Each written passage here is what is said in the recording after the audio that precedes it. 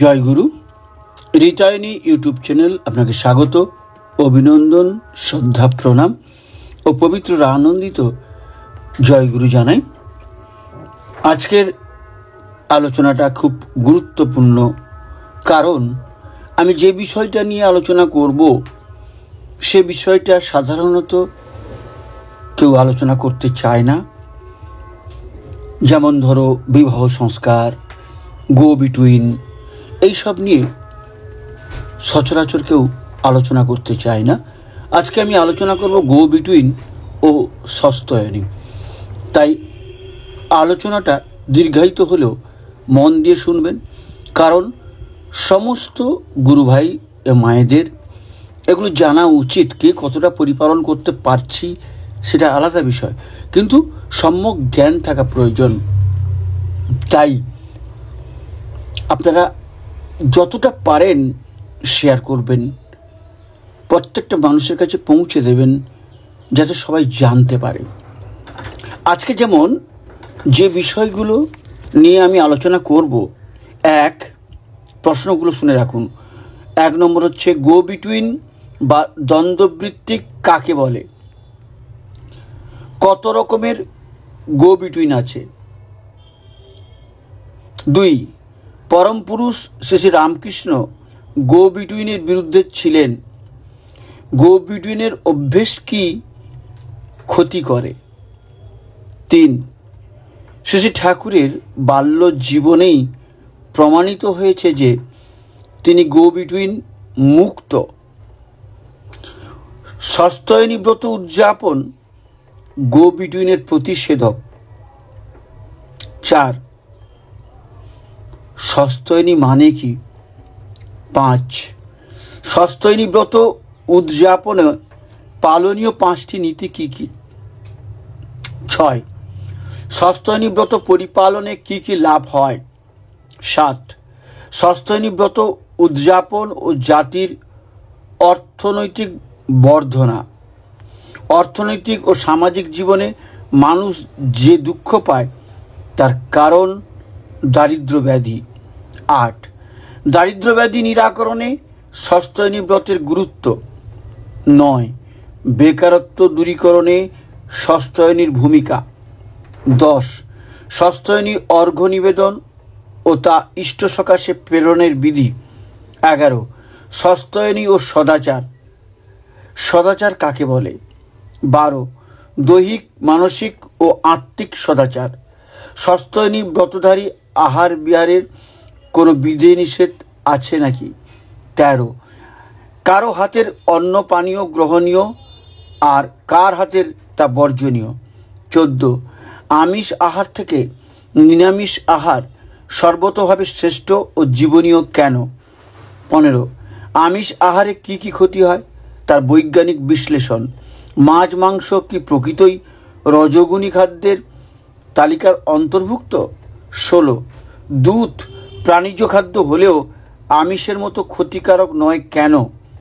17, মানসিক ও আত্মিক সদাচার পরিপালনীয় বা পরিপালনে করণীয়। আর 18, বললাম কত রকমের গো বিটুইন আছে। 19, গো বিটুইনের অভ্যেস জীবনের কি কি ক্ষতি করে। আর 20 হচ্ছে সস্তয়নীর মানে কি। এরকম করে 20টি প্রশ্নের আমি আলোচনা, খুব গুরুত্বপূর্ণ আলোচনা করব, যেগুলো আমাদের প্রত্যেকেরই সম্যক জ্ঞান থাকা উচিত। ভালো লাগবে। আমরা কে কতটা পরিপালন করতে পারছি সেটা আমাদের নিজেদের বিষয়, করা তো উচিত, কিন্তু অ্যাটলিস্ট জানা উচিত। তাই সবাই মন দিয়ে ধ্যান দিয়ে শুনবেন, আর সবাই যাতে শুনতে পারে আপনাদের পরিচিত সবার কাছে একটু শেয়ার করবেন। আর যেটা আমার ব্যক্তিগত অনুরোধ সেটা হচ্ছে একটু সবাই যারা সাবস্ক্রাইব করেননি দয়া করে সাবস্ক্রাইব করবেন, লাইক করবেন, আর কিছু জানার থাকলে কমেন্ট করে জানাবেন। পুনরায় পরমপিতা রাতুল চরণে আপনাদের সবার সার্বিক মঙ্গল প্রার্থনা করে আজকের আলোচনা শুরু করছি।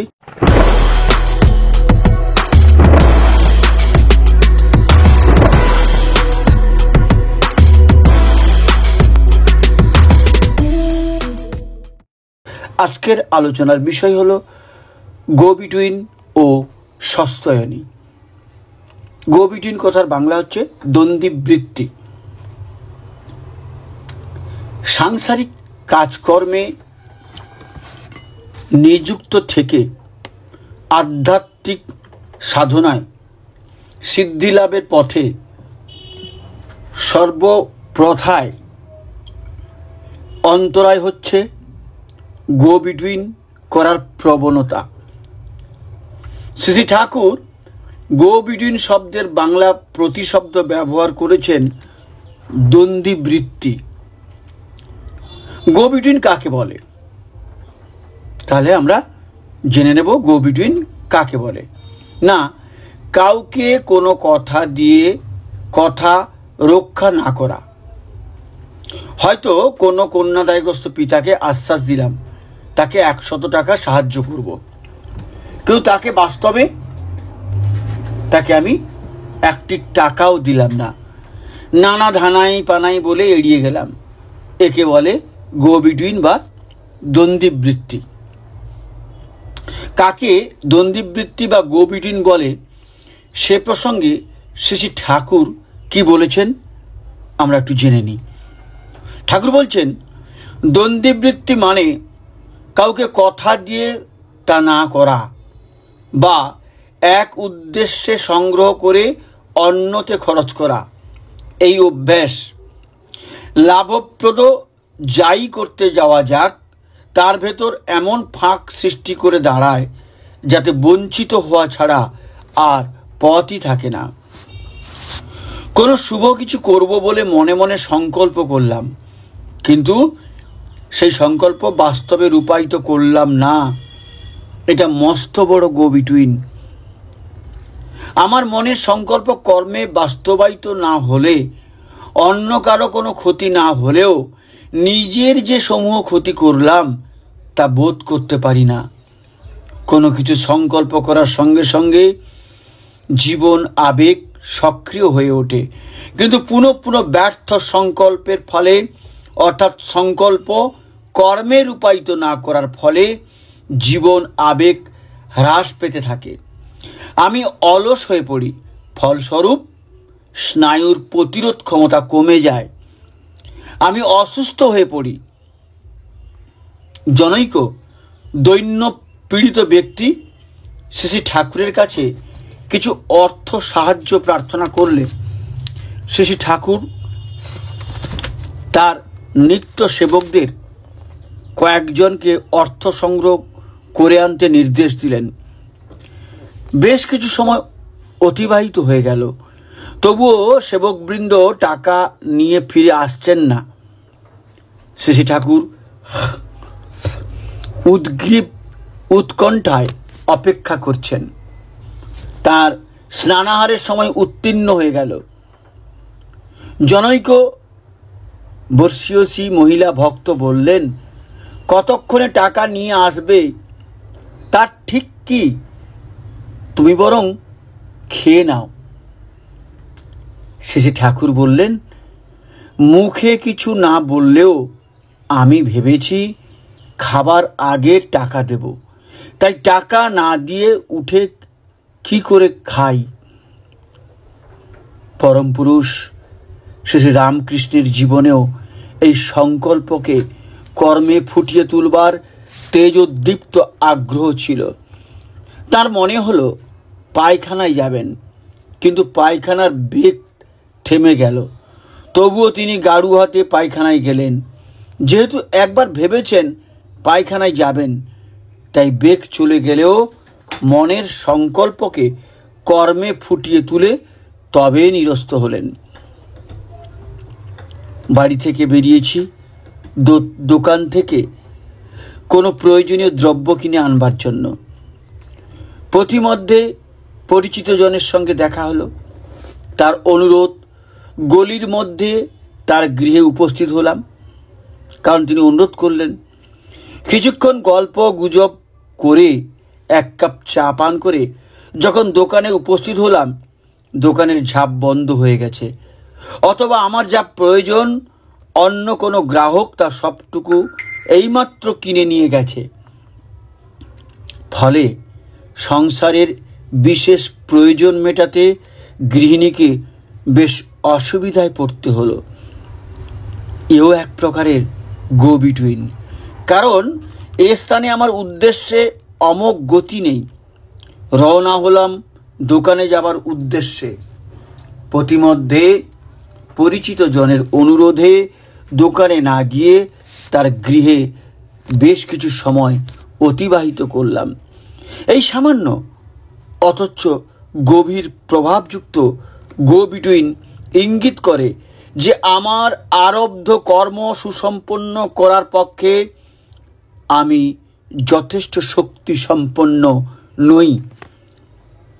এই ধরনের গো বিটুইন যদি পুনঃ জীবনে ঘটতে থাকে, তবে আমার ভিতরে এক নেতিবাচক মনোভাব গজিয়ে উঠবে যে আমি কোনো কাজের নই, কোনো বিশেষ কাজে ব্রতী হবার যোগ্যতা আমার নেই। কোনো দায়িত্বপূর্ণ বিশেষ কাজ সুসম্পন্ন করবার জন্য অদম্য আবেগ ও প্রবল ইচ্ছা শক্তির প্রয়োজন হয়।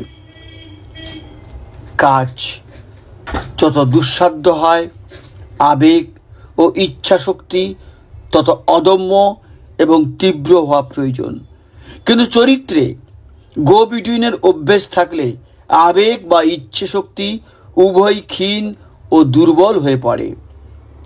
আমরা অনেকেই হামেশা যে কাজটা করি তা যে গো বিটুইনের অন্তর্গত তা জানি না, আর জানি না বলে কিন্তু গো বিটুইন তার প্রতিক্রিয়ার কুফল থেকে আমাদেরকে কখনো বঞ্চিত করে না। না জেনে আগুনে হাত দিলে আগুন কি তার দাহিকা শক্তি হাতের উপর প্রয়োগ করতে ভুলে যায়? না, তা ভুলে যায় না। আমারই স্বউপার্জিত অর্থ কোনো বিশেষ প্রয়োজনের জন্য বরাদ্দ করে রেখেছি, কিন্তু সময়ান্তরে সেই অর্থ অন্য প্রয়োজন পূরণে ব্যয় করে ফেলি। হয়তো ছেলের পরীক্ষার ফিস দেওয়ার জন্য 200 টাকা আলাদা করে তুলে রেখেছি। একদিন কোনো ফেরিওয়ালা বাড়িতে এলো শাড়ি বিক্রয় করতে।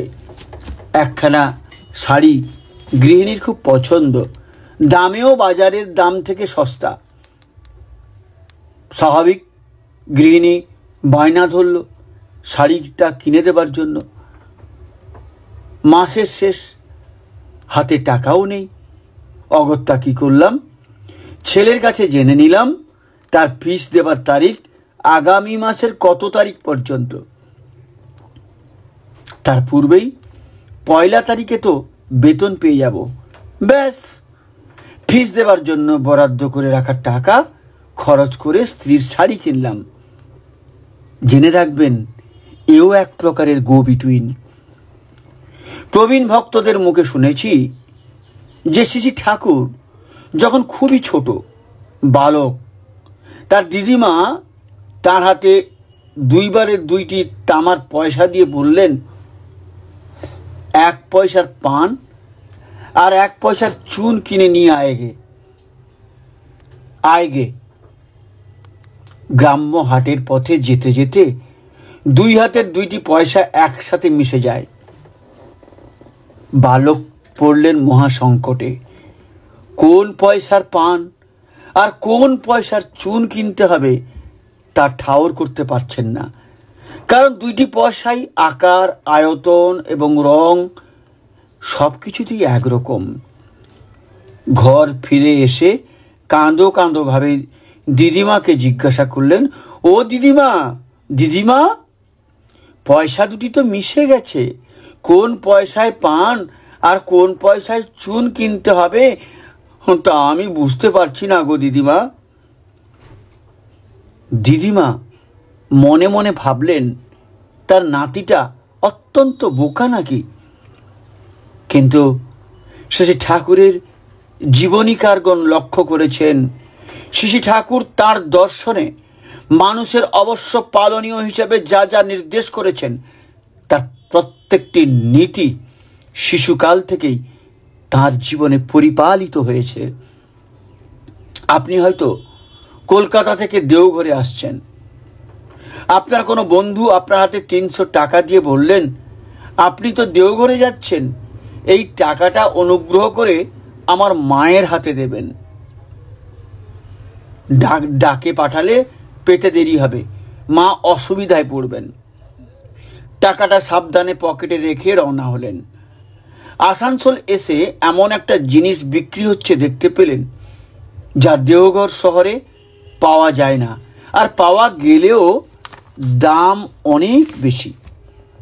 কিন্তু আপনার পকেটে নিজস্ব অত টাকা নেই, বন্ধুর টাকাটা আছে। সে টাকা থেকে কিছু টাকা নিয়ে জিনিসটা কিনে নিয়ে বাড়ি পৌঁছালেন। পরদিন সকালে ঘর থেকে 300 টাকা পুরো করে নিয়ে বন্ধুর মার হাতে পৌঁছে দিলেন। কিন্তু জানবেন, এও এক প্রকারের গো বিটুইন। এই 2 প্রকার গো বিটুইনের বিরুদ্ধে সতর্ক করে দিয়ে শ্রী ঠাকুর বললেন, যার কাছ থেকে যা নাও, যা বলে বা যারা তোমাকে দিয়ে থাকে যে জন্যে, তা দিয়ে তাই করো। তা না করে অন্য প্রকারে তা খরচ করলে অবিশ্বস্তি ঘুণ পোকার মতো তোমার চরিত্র খেয়ে ফেলবে। তুমি একটা অন্তঃসার শূন্য বেল্লিক হয়ে উঠবে। সাবধান। কিন্তু কোনো নির্দিষ্ট ঘরে পাতা চৌকিতে বিছানার জন্য যে তোষক বা মশারি তৈরি করানো হয়েছে, সেই তোষক বা মশারি অন্য ঘরে একই মাপের বিছানার জন্য ব্যবহার করা শ্রী ঠাকুর পছন্দ করতেন না। যে উদ্দেশ্যে বা যার জন্য যা ব্যবস্থা করা হতো, তা সেই উদ্দেশ্যে বা তারই জন্য ব্যবহার না করাই ছিল শ্রী ঠাকুরের অভিমত। মানুষের জীবনে গো বিটুইন করবার প্রবণতার ফল সম্বন্ধে শ্রী ঠাকুর খুবই শঙ্কিত। তিনি বললেন, গো বিটুইন বা দ্বন্দ্ববৃত্তি অর্থাৎ কথা বা দায়িত্বের খেলাপ সাংঘাতিক জিনিস। ওটা একেবারে ঘুণ পোকার মতো ভেতর থেকে খেয়ে ফেলে, কোনো চেষ্টার পূর্ণ ফল দিতে দেয় না। যজন যাজন ইষ্টবৃত্তি সস্তয়নি করছো, গো বিটুইনও আছে, তাতে যজন যাজন ইষ্টবৃত্তি সস্তয়নির ফল পাবে, কিন্তু গো বিটুইনে তো তা অনেকখানি নষ্ট করে দেবে। 16 আনার জায়গায় হয়তো 7 আনা পাবে। গো বিটুইনের মারাত্মক পরিণাম সম্বন্ধে তিনি এত উদ্বিগ্ন যে বলতে বাধ্য হলেন, গো বিটুইনের চাইতে অনেক জিনিস, এমনকি চুরি ডাকাতি পর্যন্ত ঢের ভালো। তাই বলে যে আমি চুরি ডাকাতি করতে বলছি তা কিন্তু নয়। আমার মনে হয় ডাকাতির অভ্যেস থেকে একটা মানুষ যত সহজে রেহাই পেতে পারে, গো বিটুইনের অভ্যেস থেকে রেহাই পাওয়া তার থেকে অনেক দুষ্কর ও কঠিন। গো বিটুইন ছাড়তে গেলেও আগের গো বিটুইন চেপে ধরে, তখন খুব শক্ত না হলে পারা মুশকিল। যাই আসুক, গো বিটুইন আর করছি না এমনতর কঠোর সংকল্প নিয়ে দাঁড়াতে হয়। শ্রী ঠাকুর তার সমগ্র সাহিত্য পরিসরে যা বলেছেন তা থেকে মনে হয় গো বিটুইন মানুষের সত্তার পক্ষে, বিশেষ করে তার আত্মিক স্বাস্থ্যের পক্ষে ক্ষয়রোগ বিশেষ। ক্ষয়রোগ যেমন মানুষের দৈহিক স্বাস্থ্যকে দিন দিন ক্ষয় করে ফেলে, গো বিটুইন তেমন মানুষের আত্মিক স্বাস্থ্যকে ক্ষীণ করে তোলে। সে জীবনে কোনো কাজেই কৃতকার্যতা লাভ করতে পারে না। শ্রী ঠাকুরের মতে গো বিটুইন অসম্ভব ব্যাপার। এতে ট্রেচারির, ভিপজিওর বা বিশ্বাসঘাতকতার 7টি রং আছে। আর যা হোক, গো বিটুইন ধর্মরাজ্যের জিনিস নয়। গো বিটুইন যার আছে সত্তাপোষণী উপচয় চলনার ব্যাপারে বিশেষ করে পার্সোনাল প্রফিট, ব্যক্তিগত লাভ হতে পারে এমন কোনো কাজের বেলায় সে ব্লান্ডারিং মুভ বা ভুল চাল নেবেই। হয়তো সেই মুহূর্তে হাগা চেপে যাবে। সৎসঙ্গের সভাপতি এবং ঋত্বিকাচার্য অধ্যাপক কৃষ্ণপ্রসন্ন ভট্টাচার্য মহোদয় শ্রী শ্রী ঠাকুর চরণে নিবেদন করলেন, গো বিটুইনের কি কোনো প্রায়শ্চিত্ত নেই? বা গো বিটুইন না করা ছাড়া তো প্রায়শ্চিত্ত দেখি না। শ্রী ঠাকুর বললেন, দেখি না তো, খুঁজে দেখবেন তো পান নাকি? শোনেননি এমন ভূত আছে যা ওঝা মানে না? এও সেই রকম। শর্টকাট বা সহজ প্রায়শ্চিত্ত আছে বলে মনে হয় না। এই যে কি সর্বনেশের জিনিস, ইহকাল পরকাল ঝরঝরে করে দিয়ে যায়।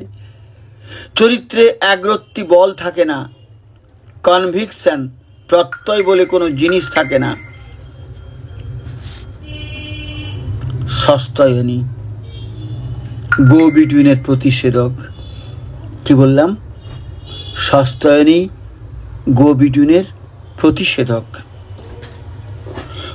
কর্মহীন ধর্ম তথা সাধনার পরিণাম যে মানব সম্পদে অবক্ষয়, তার ঠেকাতে শ্রী ঠাকুর যেমন ইষ্টবৃত্তি পরিপালন অনুগামীদের জীবনে অবশ্যই করণীয় বলে নির্দেশ দিয়েছেন, তেমনি মানুষের স্পিরিচুয়াল বিইংয়ের বা আধ্যাত্মিক সত্তার ক্ষয় নিরোধ করবার একমাত্র উপায় হিসেবে গভীর নিষ্ঠার সঙ্গে সস্তয়নী ব্রত উদযাপনে প্রশংসা পঞ্চমুখে বর্ণনা করেছেন। সুস্থ ভাব, সু, অস্থি এবং অয়নী, এই তিনটি শব্দের সংযোগ সস্তয়নী শব্দটি নিষ্পন্ন হয়েছে। অয়ন মানে পথ, আর অয়নী মানে যা পথে নিয়ে যায়, অর্থাৎ সুস্থভাবে অস্তিত্বে বজায় থাকবার পথে যা নিয়ে যায়, তাই সস্তয়নী। সস্তয়নী ব্রত মানে সেই ব্রত যা মানুষকে সুস্থ ও সুন্দরভাবে বাঁচিয়ে রাখে এবং বেড়ে উঠবার পথে নিয়ে যায়। এই সস্তয়নী ব্রত গ্রহণ করলে 5টি নীতি অবশ্য পালনীয় বলে নির্দেশ করেছেন শ্রী ঠাকুর। শ্রী ঠাকুরের মন্ত্র শিষ্য যারা যারা যজন যাজন ইষ্টভৃতি পরায়ণ, তারা ইচ্ছে করলে শ্রী ঠাকুরের পবিত্র পাঞ্জাধারী যে কোনো ঋত্বিকের মাধ্যমে সস্তয়নী ব্রত দীক্ষা গ্রহণ করতে পারে। ব্রত গ্রহণ করলে কয়েকটা ধারা বা নিয়ম বা নিয়মাবলী সতর্কতার সঙ্গে পালন করতেই হবে। একটু মন দিয়ে শুনবেন যে 5টি নিয়ম বা নীতি আপনাদের এক্ষুনি বলবো। 1, নিজের শরীরকে ইষ্ট পূজার যন্ত্র বিবেচনা করত শাস্ত্রের নিয়ম যথারীতি পালন করে শরীরকে সুস্থ ও সহনপটু করা। 2, নিজের বৃত্তি প্রবৃত্তিকে নিরোধ না করে প্রবৃত্তির চাহিদা ও প্রয়োজনগুলিকে সর্বদা সমুন্নত সম্বেকশালী করত ইষ্ট প্রতিষ্ঠাপন্ন করে চালনা করা। 3, ইষ্টানুকূল জীবন বৃদ্ধিদ যে কোনো সৎ চিন্তা মাথায় এলেই যথোপযুক্ত শক্তি ও সাহসকে নিয়োজিত করে তাকে অবিলম্বে বাস্তবে পরিণত করা। 4, পারিপার্শ্বিককে নিজেরই বাঁচা বাড়ার স্বার্থ বিবেচনায় অনুসন্ধিৎসু সেবায় ও সন্দীপনী যাজনের সাহায্যে তাহাদিগকে ইষ্টে অটুটভাবে অনুরক্ত করে তুলে উন্নত চলনে সর্বপ্রকারে সমর্থ করে তোলা। 5.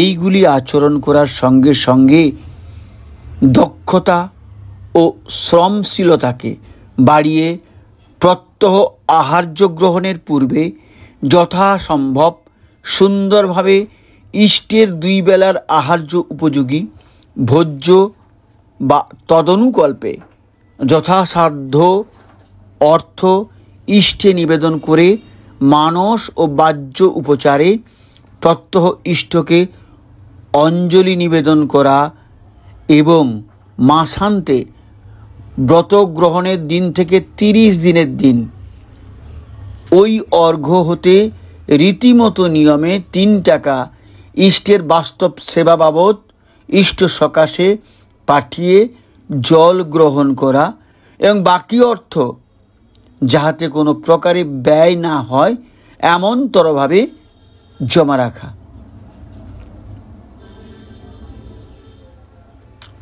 মানুষের নৈতিক বল তাকে প্রবৃত্তির পাশ থেকে মুক্ত হতে সাহায্য করে, আর নৈতিক বল বৃদ্ধি পায় সের প্রতি ভালোবাসার টানে। সের প্রতি ভালোবাসার টান যার ভেতরে যত বেশি, নৈতিক বলও তার তত বেশি। যে ছেলে তার মাকে গভীরভাবে ভালোবাসে, প্রবৃত্তি তাকে এমন কোনো কুকর্মে প্রলুব্ধ করতে পারে না, আর যা করলে তার মা অন্তরে ব্যথা পাবেন। তাই পণ্ডিতেরা বলেন, প্রিয় পরমের প্রতি ভালোবাসা হচ্ছে নিয়ন্ত্রণী বলগা, যা মানুষকে প্রবৃত্তি প্রলুব্ধি থেকে রক্ষা করে।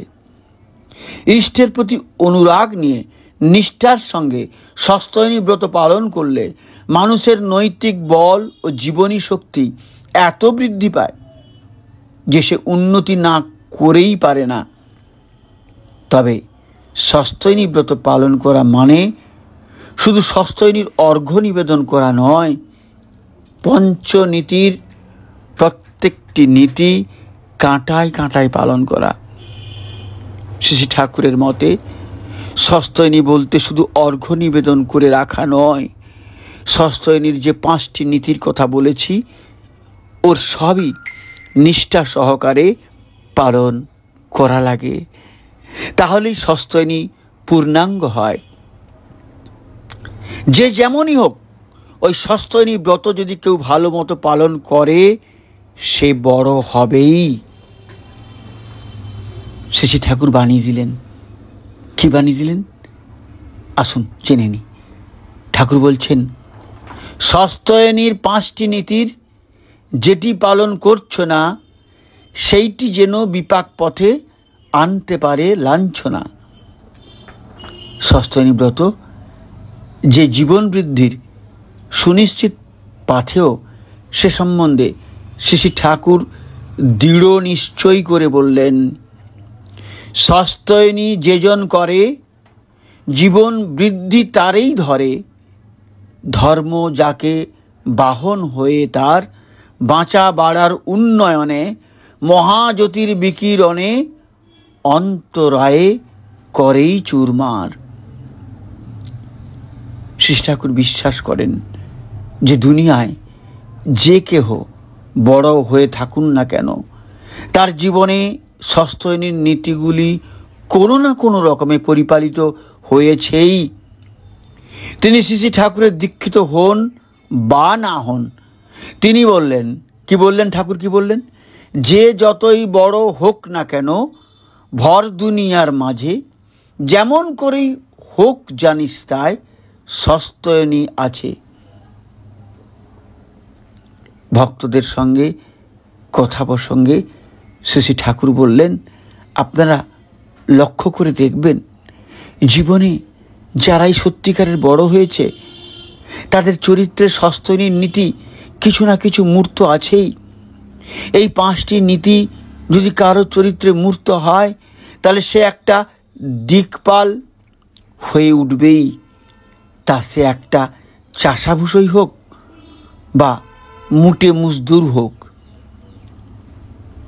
তাই নিত্য বিশ্লেষণ করে দেখতে হয় এই 5টি নীতির কোনটা কেমন পরিপালিত হচ্ছে।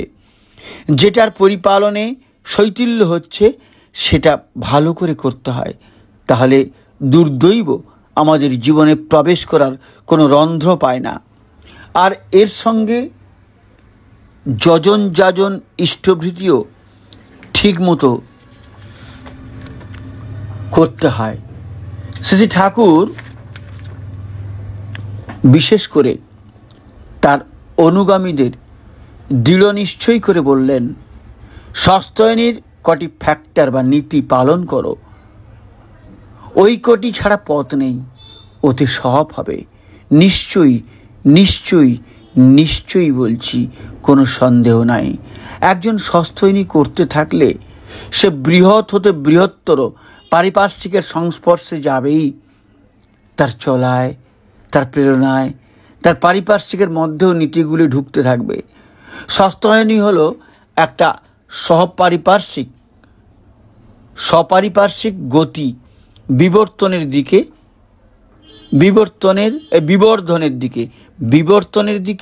এবং বিবর্ধনের দিকে। এতে ফিজিক্যাল শরীর, কমপ্লেক্স বৃত্তির দিকে সাইকোলজিক্যাল মানে মানস, এনভায়রনমেন্টাল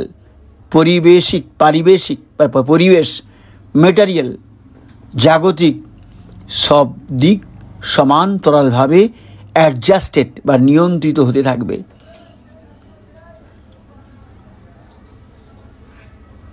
জনৈক ভক্ত শ্রী ঠাকুরের চরণে নিবেদন করলেন, জাতির অর্থনৈতিক উন্নতি কি সস্তায়নীর উপর নির্ভর করে?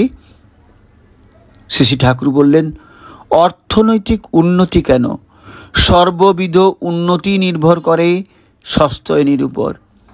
সস্তায়নী সব কিছু গজিয়ে তোলে। এই সস্তায়নী যত বেশি মধ্যে চালিয়ে দিতে পারেন ততই ভালো। শ্রী ঠাকুর আরও বললেন, যত ব্যাপকভাবে, যত বেশি লোকের মধ্যে এটা চালিয়ে দিতে পারেন ততই জাতির মঙ্গল। অর্থনৈতিক মুক্তি, জাতির উন্নতি, রাষ্ট্রীয় স্বাধীনতা যাই চান, আগে লক্ষ লক্ষ ব্যষ্টি জীবনে এই সস্তায়নী অভ্যেসগত করে তুলুন। তখন তাদের ধরে সারা জাতটা খাড়া হয়ে দাঁড়াতে পারবে। মানুষ যে অর্থনৈতিক তথ্য সামাজিক জীবনে কষ্ট পায়, তার মূল কারণ তার স্বচরিত্রে দারিদ্র ব্যাধি বাসা বেঁধে আছে। মানুষের জীবনকে যদি পারগতায় উদ্ভিন্ন করে তুলতে হয় তাহলে তার চরিত্র থেকে দারিদ্র ব্যাধি নির্মূল করতেই হবে। তার দারিদ্র ব্যাধি দূর করার মহামন্ত্র হচ্ছে সস্তায়নী ব্রত। শ্রী ঠাকুর বললেন, দারিদ্র ব্যাধি করতে রে দূর, সস্তায়নী অস্ত্র, জাতির আঘাত অপনোদনে ওইটি মহাশাস্ত্র। জাতির বেকারত্ব দূর করতে, জাতির একক যে ব্যষ্টি জীবন, সেই ব্যষ্টি জীবনে সস্তায়নী ব্রত উদযাপনই যে অন্যতম শ্রেষ্ঠ পথ, যে বিষয়ে শ্রী ঠাকুর এত দৃঢ় নিশ্চয় যে তিনি দীপ্ত কণ্ঠে ঘোষণা করলেন, বেকার ভরা জাতটা যদি দক্ষ করেই তুলতে চাস, অথাম বেগে সস্তায়নী যত পারিস বিলিয়ে যাস। অর্থনীতির গড়গড়ি তোর যতই করুক স্পদর্ধনা, সস্তায়নী বিনা জানিস হবে না দেশের বর্ধনা।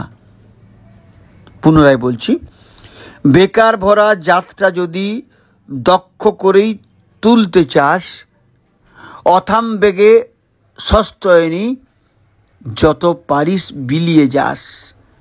অর্থনীতির গড়গড়ি তোর যতই করুক স্পদর্ধনা, সস্তায়নী বিনা জানিস হবে না দেশের বর্ধনা।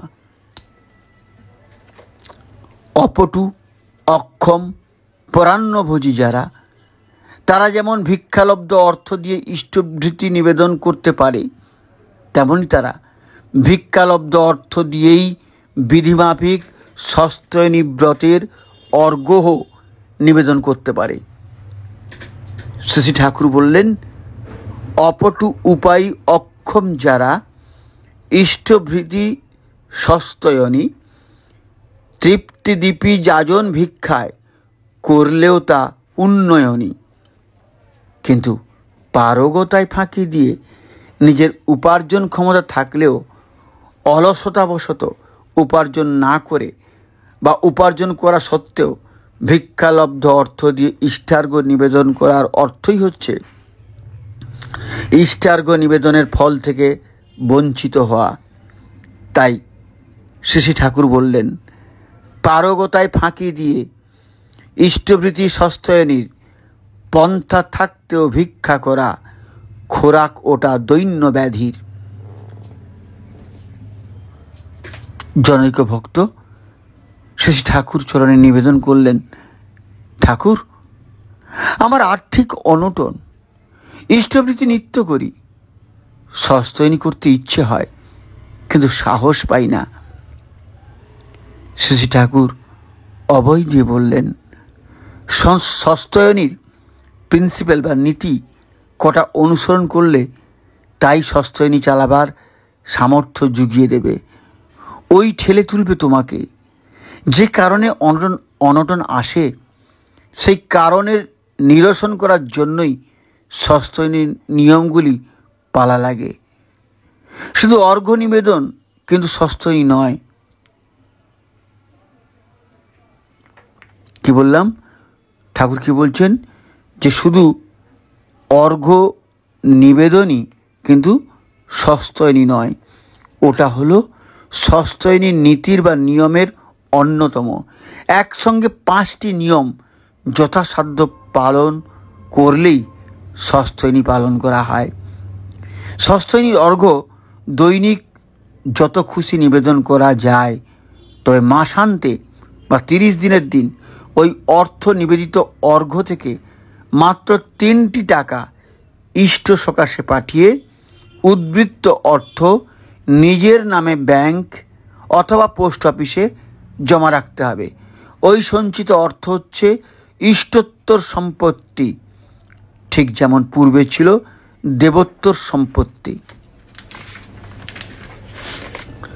জনৈক অধ্যাপক ভক্ত শ্রী ঠাকুরের কাছে জানতে চাইলেন, আপনি সস্তায়নীর উদ্বৃত্ত অর্থ দিয়ে ইষ্টত্তর স্থাবর সম্পত্তি করার কথা বলেছেন, এর ভেতর দিয়ে আপনার পরিকল্পনাটা কি? শ্রী ঠাকুর বললেন, সস্তায়নীর উদ্বৃত্ত অর্থ থেকে ইষ্টত্তর সম্পত্তি করলে তা বিক্রি করতে পারবে না, নষ্ট করতে পারবে না। যাতে তা বরাবর থাকে তার ব্যবস্থা করতে হবে। এই সম্পত্তির 4/5 অংশ ধর্ম, কৃষ্টি ও লোককল্যাণের জন্য ব্যয় হবে। দেশের শিক্ষা, কৃষি, শিল্প, স্বাস্থ্য, সম্পদ, নিরাপত্তা ইত্যাদির উন্নতির জন্য রাষ্ট্রের মুখাপেক্ষী হয়ে থাকা লাগবে না। প্রত্যেক পরিবারের জন্য করবে। সস্তায়নী সম্পত্তির রক্ষণাবেক্ষণের ও পরিচালনার কাজ করে কত লোকের উদরান্নের আহরণ হবে। মানুষ এমপ্লয়েড বা কর্মে নিয়োজিত হবে। চাকরির জন্য মানুষের দ্বারে দ্বারে ঘুরতে হবে না। এই সম্পদের আয়ের উপর দাঁড়িয়ে নানাভাবে পরিবেশের মানসিক, নৈতিক ও আধ্যাত্মিক পোষণের ব্যবস্থা করে যার যার বৈশিষ্ট্য অনুযায়ী তাকে এফিসিয়েন্ট ও প্রোডাক্টিভ বা দক্ষ ও উৎপাদনশীল করে তোলা যাবে। সমগ্র জাতি গজিয়ে উঠবে। ব্যক্তিগত গুণাবলী ও সমষ্টিগত সম্পদ সব একযোগে বাড়তে থাকবে।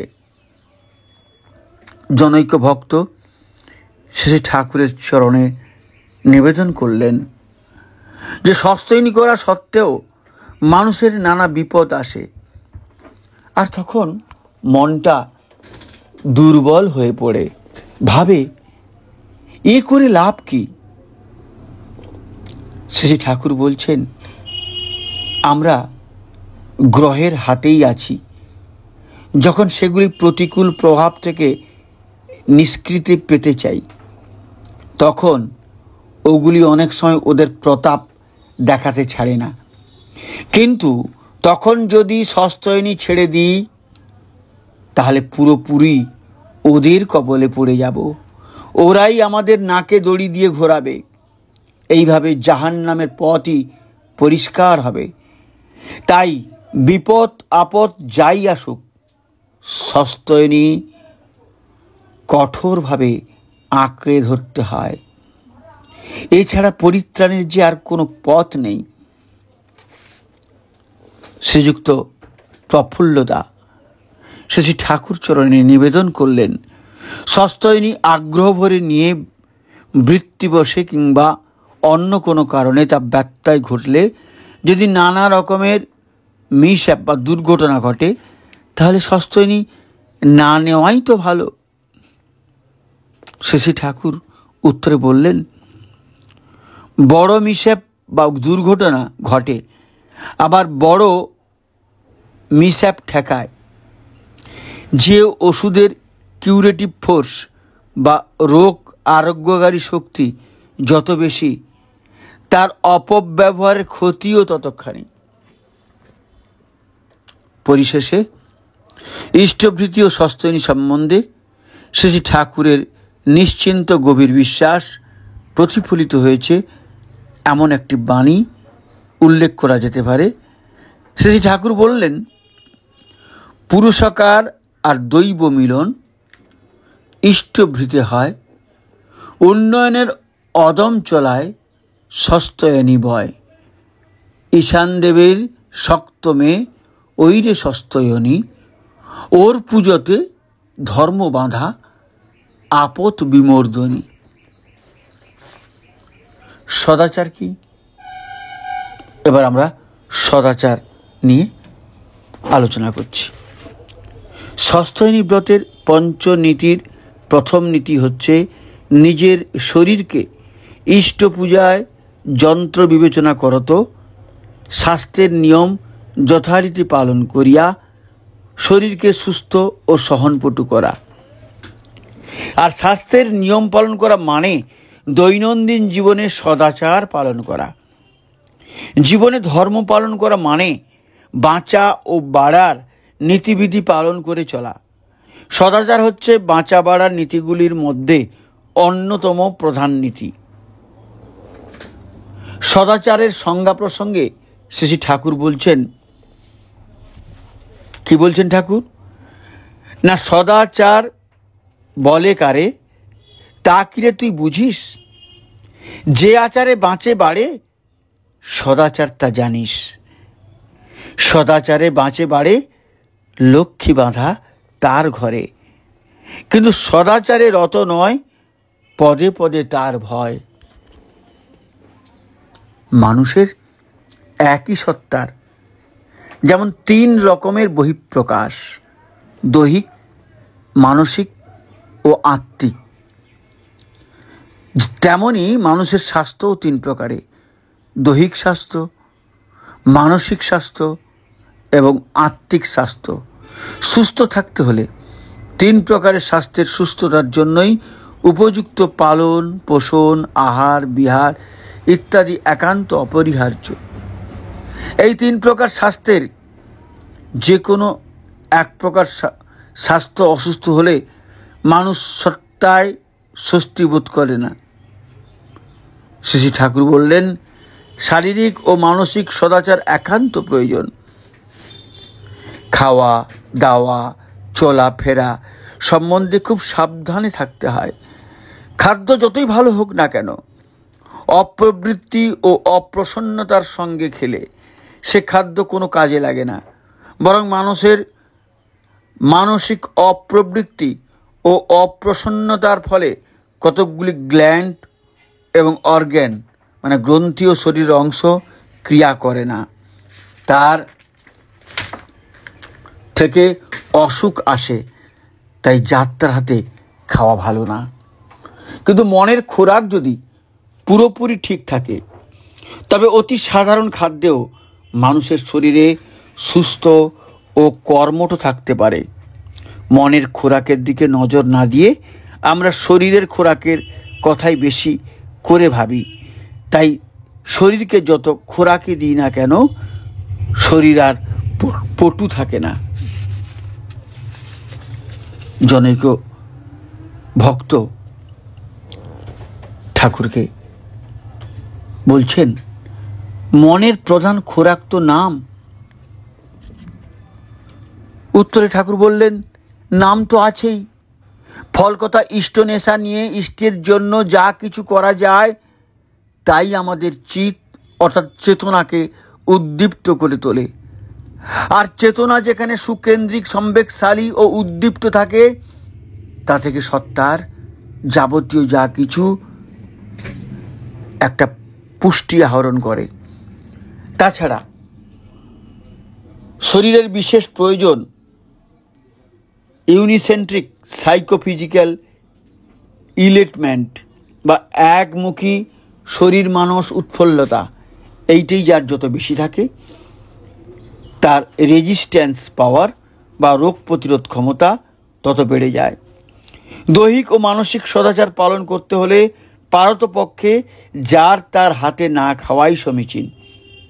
কার কি ব্যাধি আছে তা আমার জানা নেই, না জেনে খেলেও খাদ্যের মাধ্যমে তার অনেক ব্যাধি আমাদের দেহে সংক্রামিত হতে পারে। দৈহিক সংক্রমণ প্রতিরোধে যার তার হাতে খাওয়া অসমীচীন তাই নয়, মানসিক সংক্রমণ প্রতিরোধেও নিরোধ বাহ্যিক পরিষ্কার পরিচ্ছন্ন লোকের হাতেও খাওয়া ঠিক নয়।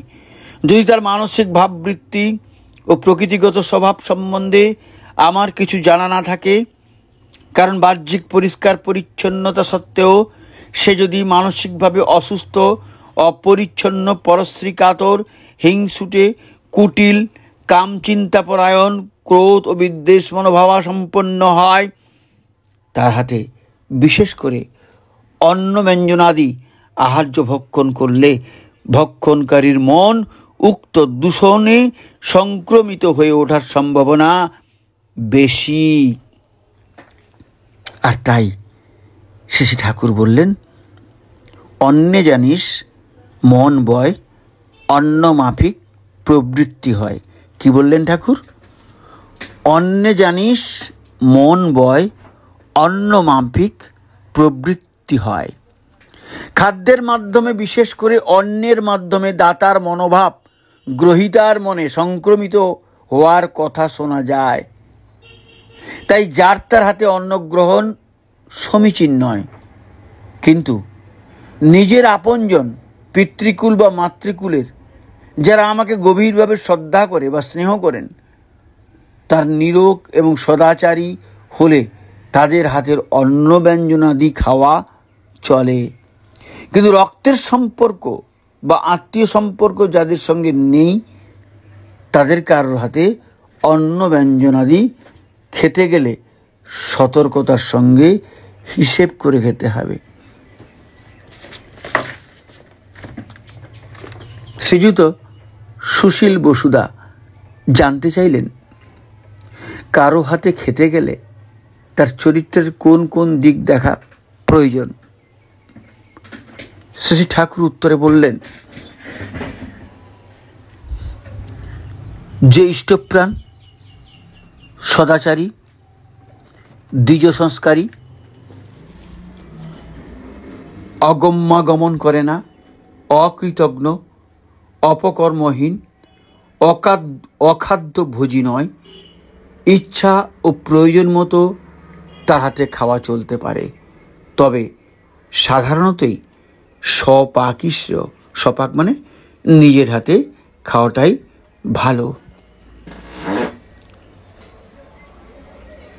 জনতা শ্রী সুরেন্দ্রনাথ বিশ্বাস মহোদয় জানতে চাইলেন, উপনয়ন সংস্কৃতি বিপ্র, ক্ষত্রিয়, বৈশ্য পরস্পরের হাতে খেতে পারে তো?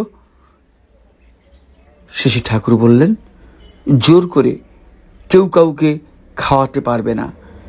পুণ্য সাহা যেমন পৈতি নিয়েছে, তাই বলে সে বলতে পারে না আমার হাতে তোমায় খেতে হবে। ঋষিমুনির বা ঋষি মনুর বিধানে বর্ণাশ্রম ধর্ম, বিশেষ করে আহার সম্বন্ধে যা যা বলা আছে, শ্রী ঠাকুর সেই নীতিবিধির কোনো ব্যতিক্রম ঘটাননি। তবে উচ্চ বর্ণের কোনো লোক নিম্ন বর্ণের কোনো লোকের রান্না করা অথবা স্পর্শ করা অন্ন ব্যঞ্জনাদি খেতেই পারবে না, এমন কথা বলেননি। বরং তিনি বলেছেন, ইষ্টনিষ্ঠ সদাচারী নিজ জাতীয় হলে অন্ন পানীয়ে কমই দোষ, জাত যায় না ছুলে। কি বললেন ঠাকুর? ইষ্টনিষ্ঠ সদাচারী নিজ জাতীয় হলে অন্ন পানীয়ে কমই দোষ, জাত যায় না ছুলে। আবার উচ্চ বর্ণের লোক হলেই যে নিম্ন বর্ণের লোক তার হাতে শাকান্ন খেতে বাধ্য, এমনও কথা তিনি বলেননি। বরং তিনি বলেছেন, বিপ্র যদি কদাচারী শীল ও শ্রদ্ধাহারা, তারও দত্তভোজ্য অন্ন বয়ন বিষেরই ধারা। তাহলে মোট কথা ঠাকুর কি বললেন? যে কার হাতে খাওয়া যাবে কিনা তার নির্ণয় করার প্রথম ও প্রধান নিরীক্ষণ হবে সে লোক ইষ্টানুরাগী কিনা এবং নিষ্ঠার সঙ্গে সদাচার পালন করে কিনা। তা যদি সে হয় এবং তৎসহ নিরোগ হয়, তবে তার হাতের অন্ন গ্রহণ করলে শারীরিক ও মানসিক স্বাস্থ্যের হানি হওয়ার সম্ভাবনা খুবই কম হয়। শ্রী ঠাকুর বললেন, ইষ্টনিষ্ঠ নিখুঁত চলায় শুদ্ধ সদাচারী, বিনয় ভরা শ্রদ্ধাশীল, ভোজ্য অন্ন তারি। জনৈক ভক্ত প্রশ্ন করলেন, ব্রাহ্মণ, ক্ষত্রিয়, বৈশ্য, শূদ্র এদের কোথাও অন্নের কোথাও বা অন্ন জলের চল নাই, তা অনুলোম বিবাহ কি করে সম্ভব হতে পারে? উত্তরে শ্রী ঠাকুর বললেন, পরস্পরের অন্ন জল চিরকালই চলত, তবে হাইয়ার কালচার লেচার এর দ্বারা উপযুক্তভাবে অভ্যর্থিত হয়ে নতুবা নাই। এরও কারণ ছিল, কারণ যে কালচার মানুষের কাছে এলিভেটিভ অ্যান্ড এনলাইটেনিং অর্থাৎ উন্নয়নের উদ্দীপক, তা যদি মানুষের কাছে সহজলভ্য হয়ে দাঁড়ায়, তাহলে মানুষের ইনক্লিনেশন সেদিকে থাকে না। টেনশন অফ অ্যাটাচমেন্ট রিল্যাক্সড হয়ে ওঠে, অর্থাৎ আসক্তির টান শিথিল হয়ে পড়ে। আর তাই অ্যাটিটিউড অফ ওয়ারশিপ শ্রদ্ধা হারিয়ে ফেলে। অতএব ওতে এলিভেশন বা উন্নতি না এনে আরও ডেটিরিয়েশন বা অধোগতি নিয়ে আসে। তাই বোধ হয় অমন্তর অবস্থা বা ব্যবস্থা ছিল। অনুলোমী অসবর্ণা স্ত্রীর অধিকার সম্বন্ধে শ্রী ঠাকুর কি বললেন? ঠাকুর বলছেন, অনুলোমী স্ত্রীদের আছে সেবায় অধিকার, দেবকার্যে পিতৃকার্যে সবর্ণাই সার। একান্তরা অসবর্ণা থাকলে সদাচারে, ভোজ্যপান তাহার হাতে সবই চলতে পারে। জনৈক বিপ্র মহিলা ভক্ত জানতে চাইলেন যে যদি নিতান্ত অসুবিধায় পড়ে যায় তার হাতে খাই, তবে কি কোনো দোষ হবে? শ্রী ঠাকুর বলছেন, বিপদকালে অশক্ত অবস্থায় জীবনের অন্য কিছু করো যদি, তার কি বললেন, বিপদকালে অশক্ত অবস্থায় জীবনের জন্য কিছু করো যদি, তাতে দোষ হবে না। যেমন জেলে বা হাসপাতালে হয়তো অনেক সময় উপায় থাকে না, কিন্তু সুপথকালে বা সামান্য অসুবিধাতেই যদি তা করো তবে কিন্তু পতিত হবে। আমরা অনেকেই মনে করি বেশি খেলে বা দুধ, ঘি, ছানা, মাখন, মাছ, মাংস, ডিম ইত্যাদি পুষ্টিকর খাদ্য বেশি পরিমাণে খেলে শরীর স্বাস্থ্য মজবুত থাকবে। অনেকেই মনে করে জীবন যখন লাভ করেছি তখন ভালো ভালো খাদ্য যত পারি খেয়ে ভোগ করে নিই, কিন্তু শ্রী ঠাকুরের মতে জীবনটা খাওয়ার জন্য নয়, খাওয়াটা জীবনের জন্য। এমন খাদ্য, এমন পরিমাণ ও এমন সৌষ্ঠবে খেতে হবে যাতে জীবন সুস্থ অবস্থায় স্বস্তিতে সুদীর্ঘজীবী হয়ে পৃথিবীর বুকে বর্তমান থাকে। তার মতে সাত্ত্বিক, রুচিকর, পুষ্টিকর, সহজপাচ্য, পরিমিত আহারই শ্রেষ্ঠ আহার। খাদ্যের প্রকৃতি ও পরিমাণ এমন হওয়া উচিত যাতে দেহবিধানের কোনো অর্গানকে ওই খাদ্য হজম করে পুষ্টি সংগ্রহ করতে অত্যধিক পরিশ্রম করতে না হয়। জনৈক district inspector of school Shri ঠাকুরকে জিজ্ঞাসা করল, শরীর সুস্থ থাকলে বেশি খেলেও তো অনেকের ক্ষতি করে না, বেশ সহ্য হয়। শ্রী ঠাকুর বললেন, যা প্রয়োজন তার চাইতে বেশি খেলেই তো তার চাপ আমাদের স্টোমাক, নার্ভস, হার্ট ইত্যাদি বইতে হবে, এদেরকেই তো বইতে হবে। কিন্তু আমি তো একটা স্পার্ম বা ওভামের প্রোডাক্ট, অর্থাৎ আপনিও আমি একটি শুক্র ও ডিম্বাণুর ফল। একটা লিমিটেড এনার্জি, সীমিত শক্তি নিয়েই জন্মেছি আর তাই নিয়েই চলেছি। এই লাইফ বা পোটেন্সিকে বলে আয়ু। এই আয়ু যদি অযথা অপব্যয় করি এ তো ফুরবেই, শরীর দুর্বল হবেই। তা হয়তো বহু পরে টের পাওয়া যায়। 50 বছর বয়সে শরীরের উপর অত্যাচার করা সত্ত্বেও হয়তো আপনার ক্ষতি করে না। 60 বছর বয়সে আপনি হয়তো দেখবেন 80 বছর বয়সে আপনার শরীর যতখানি অপটু জীর্ণ হতো তাই হয়ে গেছে ওই 60 বছরে। অনিয়মের এফেক্ট বা ফল তো আছেই। আর্যমুনি ঋষিগণ মানুষের পক্ষে নিরামিষ আহার শ্রেষ্ঠ আহার বলে বর্ণনা করেছেন। আধুনিক চিকিৎসা বিজ্ঞানের ক্ষেত্রে বিশিষ্ট মনীষীগণও মানুষের সুস্বাস্থ্যের জন্য নিরামিষ আহারকে সমীচীন আহার বলে অভিহিত করেছেন। ফিজিওলজিক্যাল পরীক্ষা নিরীক্ষা করে তারা দেখেছেন মানুষের গাম বা মাড়ি ও ইন্টেস্টাইন বা অন্ত্র এর গঠন বৈশিষ্ট্য থেকে প্রমাণ হয় যে মানুষ জন্মগতভাবে কার্নিভোরাস অ্যানিম্যাল বা মাংসাশী নয়, বরং তার প্রকৃতিগতভাবেই হার্বিভোরাস অ্যানিম্যাল মানে শাকাহারী জীব। তাই ভারতীয় শাস্ত্রাদি গ্রন্থে শ্রী গুরু নানক প্রভৃতি মহাপুরুষগণ, কবির, রামানুজ প্রভৃতি সন্তগণ মাছ, মাংস, ডিম এবং পেঁয়াজ রসুন নিষিদ্ধ আহার বলে উল্লেখ করেছেন। বিশ্বনবী হজরত মুহাম্মদ, পরম পুরুষ শ্রীকৃষ্ণ, শ্রী বুদ্ধ, শ্রী চৈতন্য প্রভৃতি তথাগত গণ অনুগামীদের নানাভাবে নিরামিষ আহারের অনুজ্ঞাই প্রদান করে গেছেন।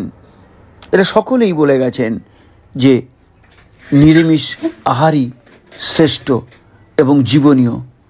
প্রশ্ন জাগে মনে, শত শত বৎসর আগে থেকে পৃথিবীর হাজার হাজার মানুষ মাছ, মাংস, ডিম ইত্যাদি খেয়ে আসছে। বর্তমান শতাব্দীতে বহু বিশিষ্ট মনীষী মাছ, মাংস, ডিম ইত্যাদি খাওয়ার বিপক্ষে রায় দিলেন। কেন? শিশির ঠাকুরও সম্পূর্ণরূপে চিকিৎসা বিজ্ঞানের অভিজ্ঞতার উপরে দাঁড়িয়ে মাছ, মাংস, ডিম খাওয়ার বিপক্ষে রায় দিয়েছেন। তার মতে মাছ, মাংস খেলে ওই জীব কোষ আমাদের পেটের পাক রসে পীড়িত হয়ে একরকম বিষ ছেড়ে দেয়।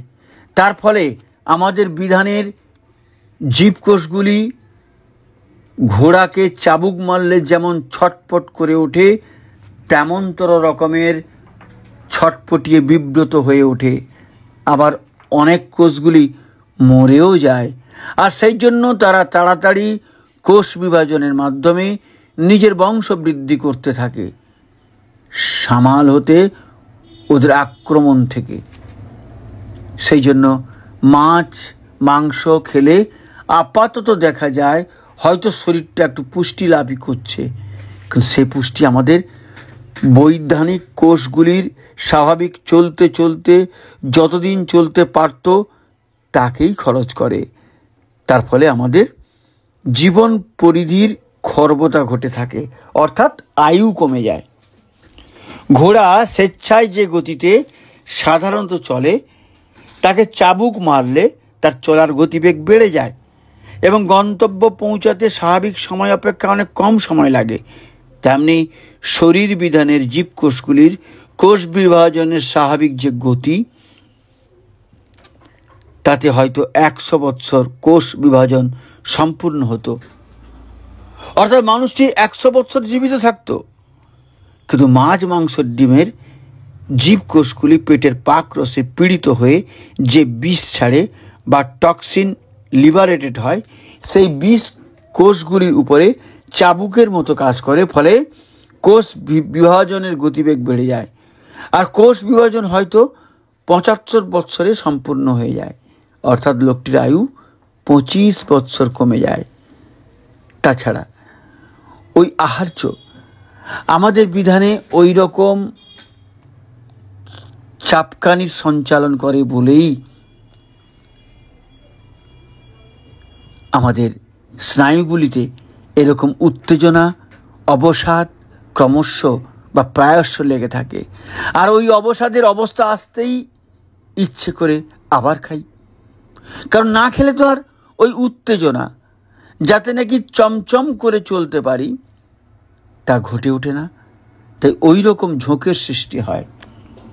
অনেকে বলে থাকেন সুদক্ষ কর্মী হতে গেলে মানুষকে রজগুণী হতেই হবে, আর মাছ, মাংস, ডিম খেলে মানুষ অধিক রজগুণ সম্পূর্ণ হয়ে ওঠে।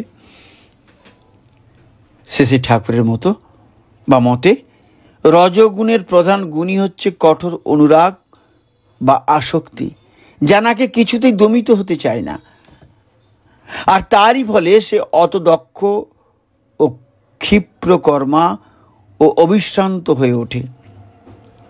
এই হলো রজগুণের আসল যা তাই। মাছ, মাংসের রজগুণ কিন্তু স্নায়ু ও মস্তিষ্ক কোষের দুর্বলতা থেকেই হয়ে ওঠে। তার সম্মুখে যাই কিছু আসুক, দুর্বলতা যেহেতু তাতেই অতি সত্বরই রাঙিয়ে ওঠে, আর ওই রাঙিয়ে ওঠার দারুণ চলনও তেমনতর হয়। নিরবচ্ছিন্ন লেগে থাকা, নিরবচ্ছিন্ন আসক্তি ও অনুরাগ, যা নাকি রজগুণের আসল প্রাণ প্রকৃতি, তা কিন্তু অমীয় আহারী রজগুণে কিছুতেই হয়ে ওঠে না। সে ক্রমাগত কিছুতেই লেগে থাকতে পারে না। তার করার অভিযান কাটা, প্রত্যেক কিছু করার পরেই অবসাদ অবশ্যম্ভাবী। তখন আবার তাকে চেতিয়ে তুলতে আবার ওই রকম বা তার চাইতেও উত্তেজিত করতে পারে এমনতর আহারের নিতান্তই প্রয়োজন।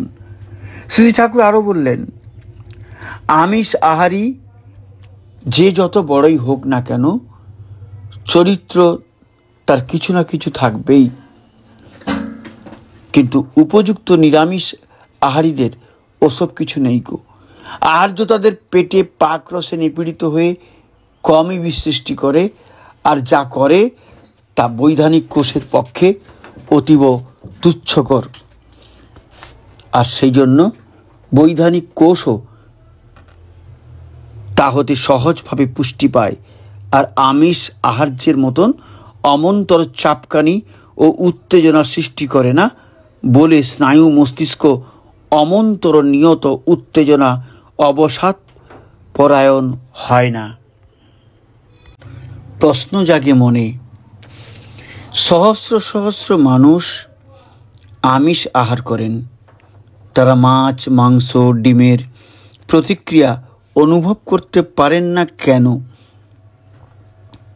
এই প্রশ্নের উত্তরে শ্রী ঠাকুর বললেন, নার্ভ বা স্নায়ু ফাইন মানে সূক্ষ্ম না হলে মাছ খাওয়া না খাওয়ার এফেক্ট বা ফল ভালো করে ধরা যায় না।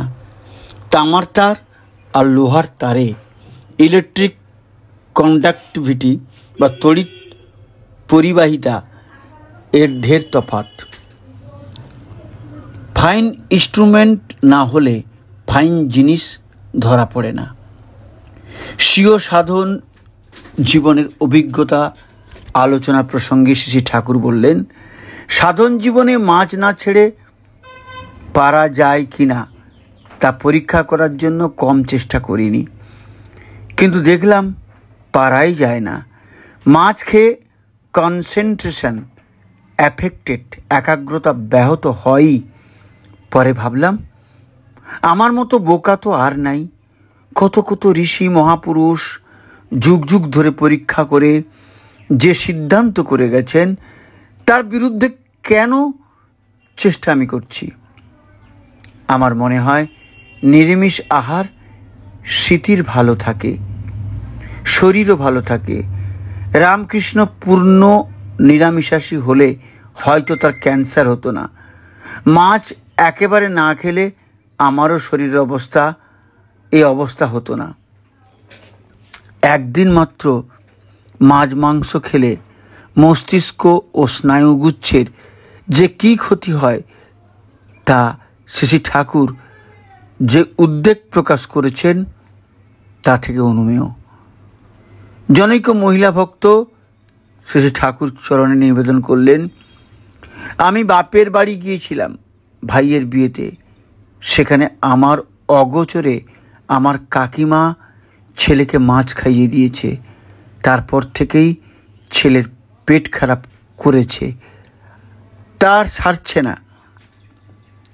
শ্রী ঠাকুর গভীর উদ্বেগের সঙ্গে বললেন, কাম করিছ একখান, ছেলের পেট হয়তো ভালো হয়ে যাবে, কিন্তু মগজ ও স্নায়ুর মধ্যে একটা খুঁত ঢুকিয়ে দিলে।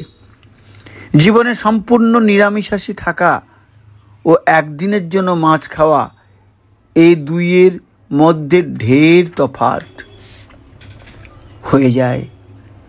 শরীর মনের মধ্যে একটা অ্যাডভার্স ফ্যাক্টর বা প্রতিকূল উপাদান অনুপ্রবেশ লাভ করে, যার প্রভাব ক্ষীণ থেকে ক্ষীণতর হতে হতে ও সারা জীবন বয়ে চলে।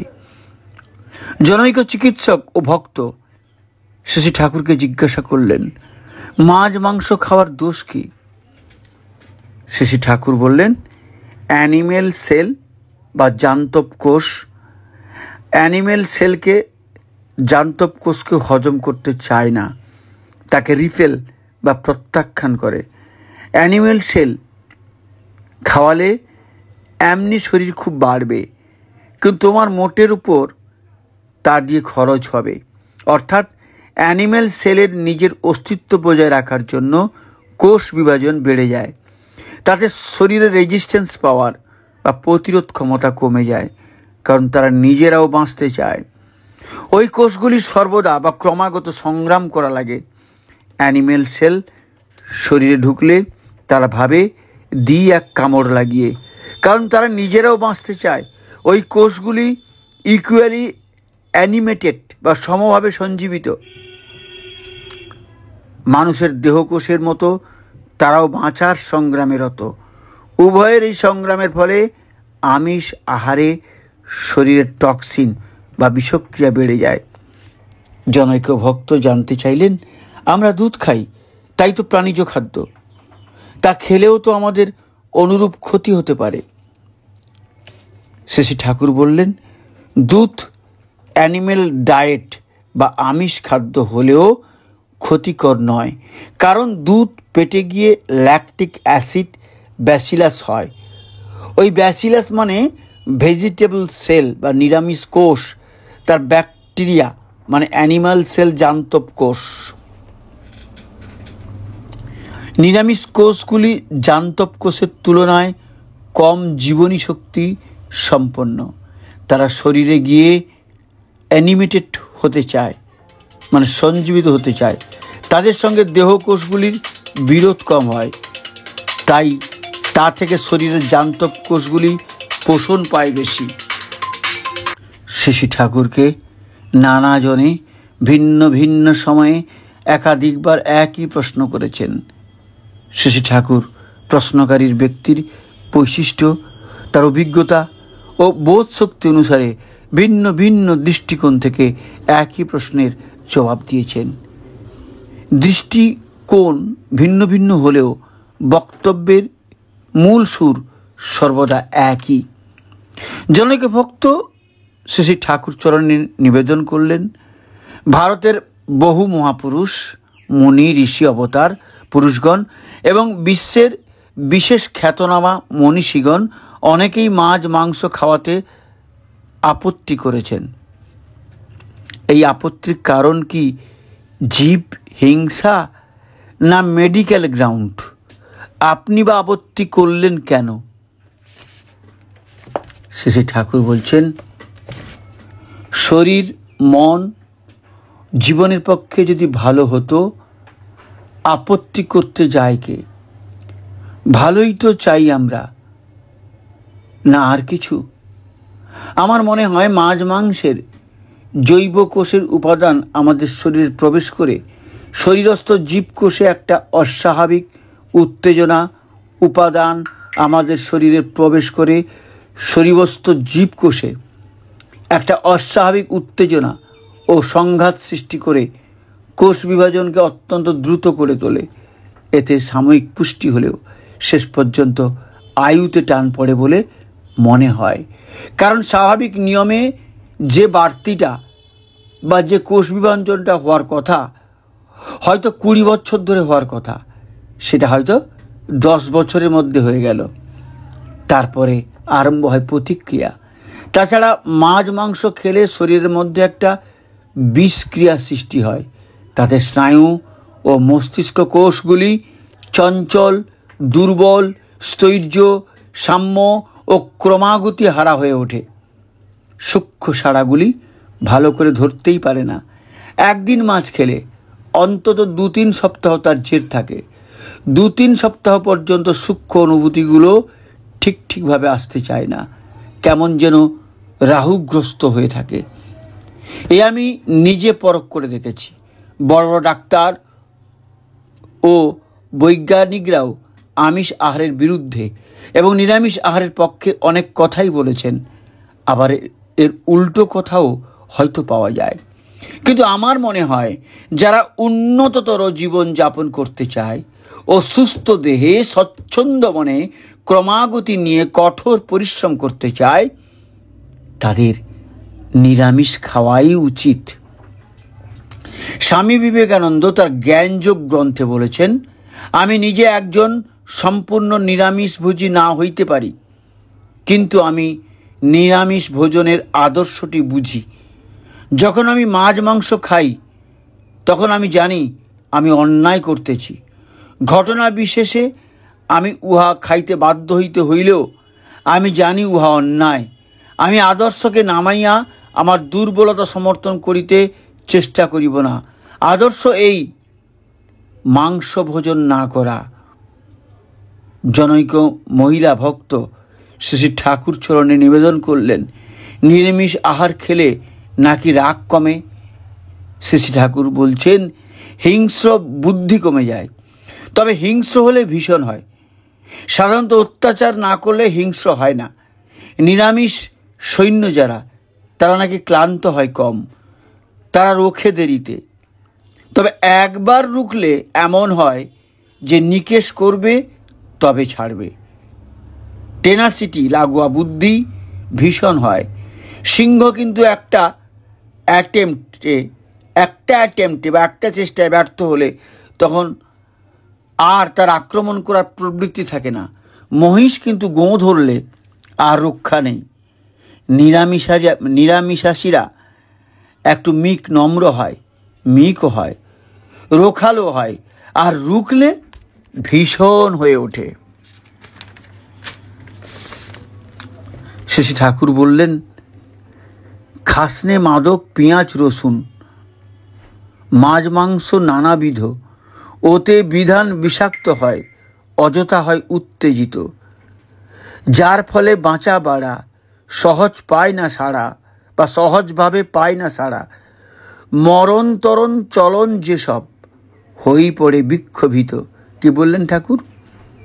খাসনে মাদক পেঁয়াজ রসুন মাছ মাংস নানাবিধ, ওতে বিধান বিষাক্ত হয়, অযথা হয় উত্তেজিত। যার ফলে বাঁচা বাড়া, সহজভাবে পায় না সাড়া। মরণ তরণ চলন যেসব, হয়েই পড়ে বিক্ষোভিত। তাই যে আচার আচরণে এবং সঙ্গ সংসর্গে সাধকের নামময় হয়ে থাকার প্রবৃত্তিকে উস্কে দেয় এবং তার বিশ্বাস ভক্তিকে আরও গভীর ও সুদৃঢ় করে তোলে, তাই আচার আচরণকেই বলা হয় আত্মিক সদাচার। নিয়মিত নাম ধ্যান, প্রার্থনা ইত্যাদি আত্মিক সদাচারের অন্তর্ভুক্ত। এই ত্রিমুখী সদাচার পালন করলে সাধকের জীবন সিদ্ধিলাভ বিষয়ে কোনোদিন আফসোস করতে হবে না। যদি মূর্ত আদর্শে বা ইষ্টে যুক্ত হয়ে তন্নির্দেশিত পথে ক্রমাগতিতে অগ্রসর হন। এই সংসার ক্ষেত্রে অবস্থান করেও স্ত্রী, পুত্র, কন্যা, আত্মীয় স্বজন পরিবৃত্ত থেকেই মানুষ অনায়াসে ঈশ্বর প্রাপ্তিরূপ পরম প্রসাদে পরিপূর্ণ হয়ে উঠবেই। তার জীবনটা ঈশ্বর প্রাপ্তির বাস্তব উদাহরণ প্রতীয়মান হবেই পরিবেশের চোখে। জয়গুরু। খুব বড় হয়ে গেল, পড়বেন বা শুনবেন, খুব ভালো লাগবে। পরমপিতার আতুল চরণে আপনাদের সবার সার্বিক মঙ্গল প্রার্থনা করি। ভালো লাগলে শেয়ার করবেন এবং কমেন্ট করবেন, লাইক করবেন এবং অবশ্যই সাবস্ক্রাইব করবেন। জয়গুরু। বন্দে পুরুষোত্তমম।